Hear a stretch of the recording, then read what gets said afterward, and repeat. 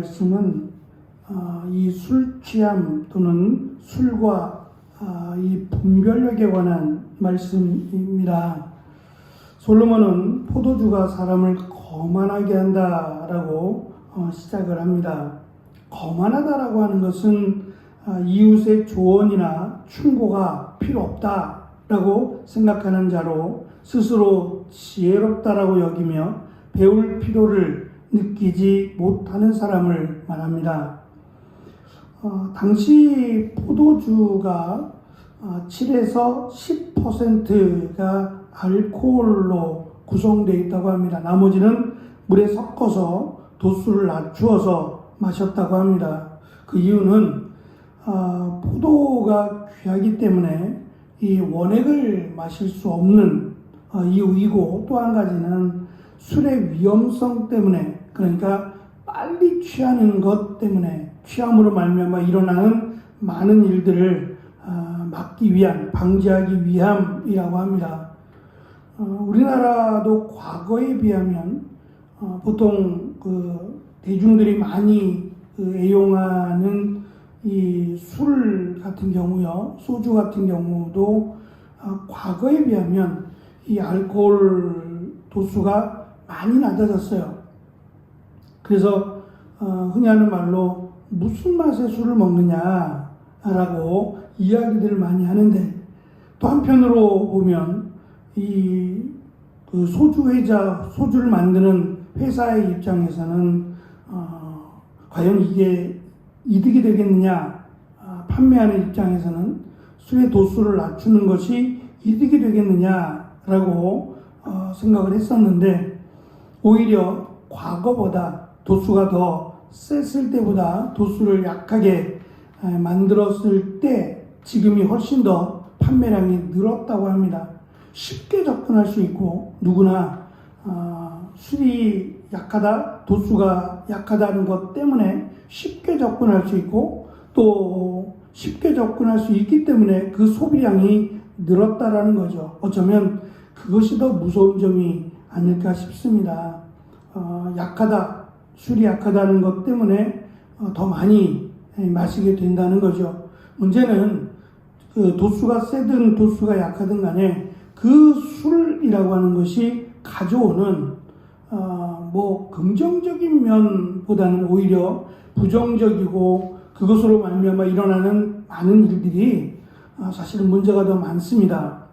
과거에도 그랬던 것 같아요. 지금 우리가 살고 있는 이 시대뿐만 아니라 솔로몬이 이 잠언의 말씀을 쓸 때에도 마찬가지로 이 술을 통해서 드러나는, 술을 마심으로 일어나는 일들이 긍정적이기보다는 부정적이고, 오히려 그것을 통해서 많은 어려움을 겪게 되었기에 이 술에 대한 부분이 잠언에도 곳곳에 등장을 합니다. 술을 금하지는 않습니다. 신명기 14장에도 보면 술을 금하지는 않습니다. 하지만 제사장들이나 나실인 경우에는 아예 술을 마시지 못하도록 금지시키는 내용으로 볼 때에도 특별한, 내가 거룩한 기간을 가져야 되는, 또한 특별한 일을 맡은, 거룩한 일을 맡은 자들은 술을 입에 대지 못하도록 했다라는 것도 우리는 기억해야만 합니다. 유대인의 문헌에 의하면 이 술과 관련해서 이 술 취함에 대해서, 또는 술을 먹고 분별력을 잃어버리는 경고를 하게 되는 이 근본적인 이유를 노아의 사건에서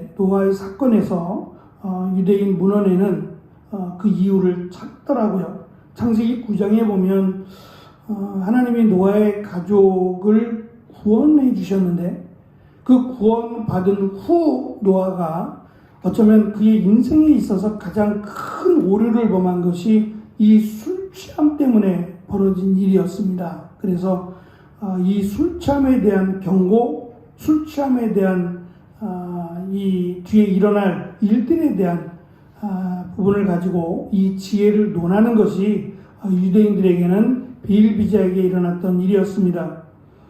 2절부터 이어지는 말씀이 왕을 진노하게 하는 자의 어리석음입니다.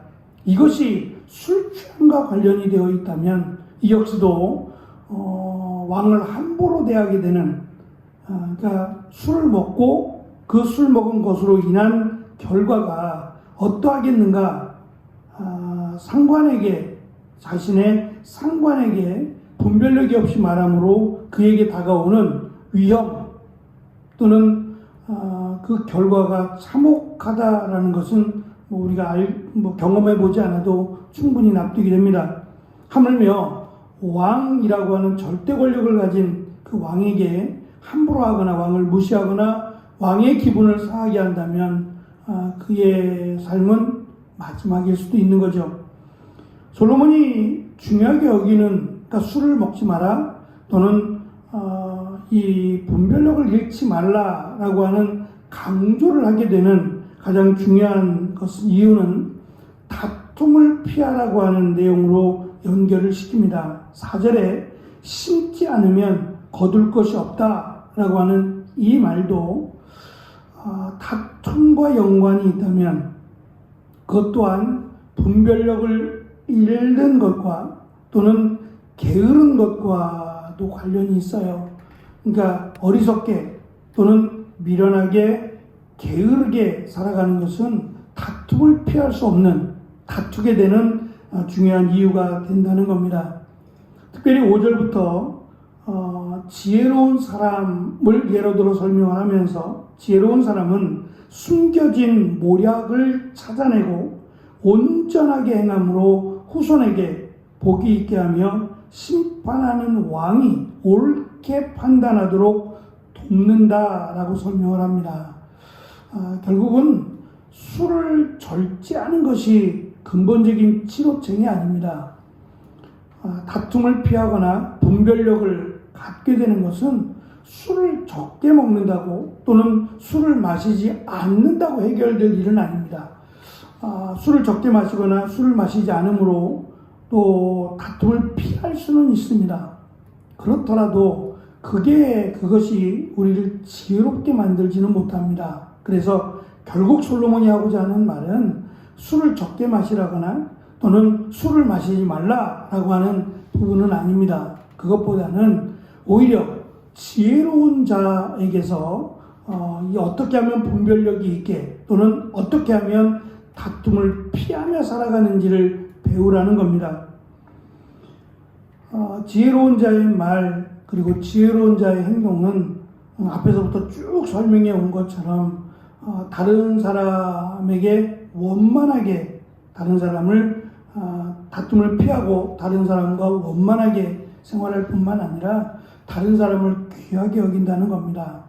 그 사람의 신분이나 그 사람의 어떠한 드러난 상처, 상황 때문에 그 사람을 평가하지 않고 한 사람으로 하나님이 만드신 하나님의 피조물 된 한 사람으로 인정을 하고 오히려 내가 그 사람을 도울 것이 없는가, 그 사람을 위해서 내가 무엇을 해줄까를 생각하는 사람, 그를 지혜로운 사람으로 솔로몬은 설명을 합니다.